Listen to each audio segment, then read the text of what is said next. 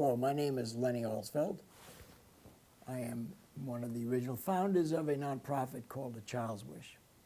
We started in 1982. About the same time, wish programs like this became more attentive to the needs of certain part of our community that were underserved because of the serious issues that were created within families that had a child who was afflicted with cancer or life-threatening diseases.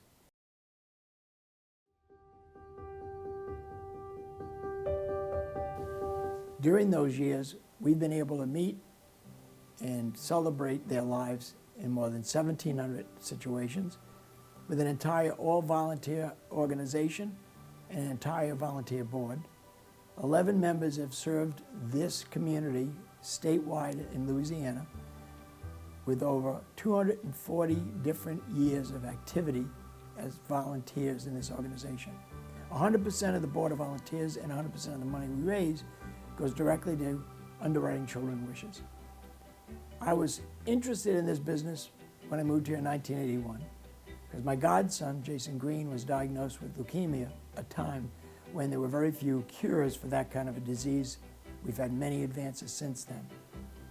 And he was a recipient of a wish from Warwick, Rhode Island, called A Wish Come True.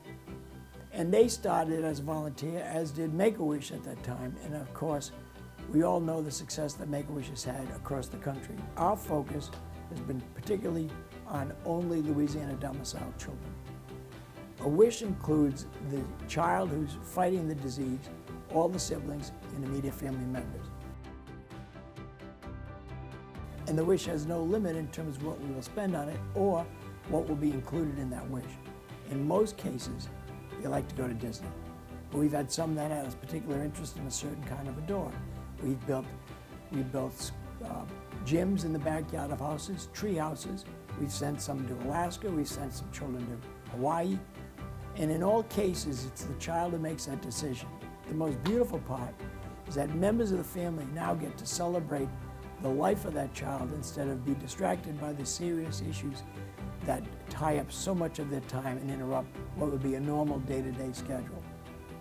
When I had an opportunity to witness what it meant with my godson going to Disney, it was apparent to me that I had to do something and pay it forward. And meeting with the original 5 members of A Child's Wish, we understood the importance of being very focused on our ability to find the right kind of people to serve us on the board, who also had to invest their time and their talents and their energy towards something that was very wholesome and important. You see, in cases like this, the seriousness of having that type of a notice changes the mix of the family's time. Instead of planning futures, they plan days. And to be able to break that routine from the hospital visits and the interruption of a family unit to take the entire group and send them on a wish to Disney is a remarkable gift and something we get benefits every time we sit down with the more than 1,700 children that we provided these wishes for. And we've been able to do it through the generosity of never having a professional fundraiser. The understanding of what we do and the message and the mission that we've done so well has afforded us the right to underwrite these wishes completely free of any kind of distraction or limits. When we started this organization, we called ourselves the Child's Wish of Greater New Orleans, but we realized the issue of these children and the diseases was cast throughout the state, so we expanded it, and we service it still from the city of New Orleans. One of the most remarkable wishes I remember seeing and participating with personally was when we got a chance to visit with the family, 2 families who wanted to see Pope John Paul when he visited New Orleans back in 87. In our 5th anniversary, this was a very unique wish because getting an access to the Pope was near impossible. We were able to secure a spot right in front of the Archbishop's residence and watch the Pope come around dramatically with the crowd cheering.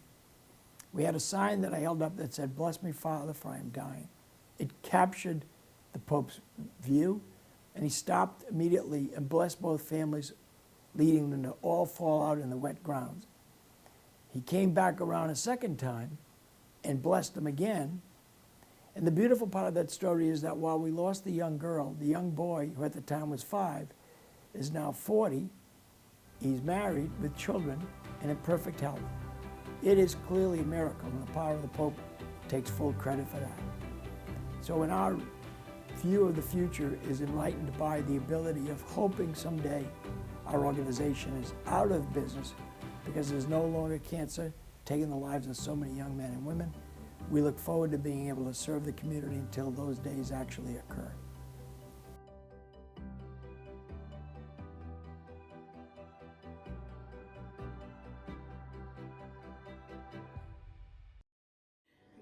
Trent, we're so happy to celebrate this great day with you, always in our prayer.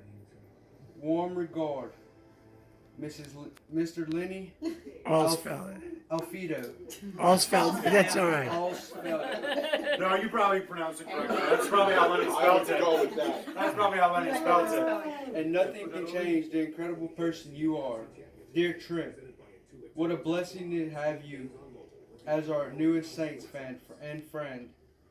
We hope you enjoy the game and will help us celebrate a great victory. God bless you.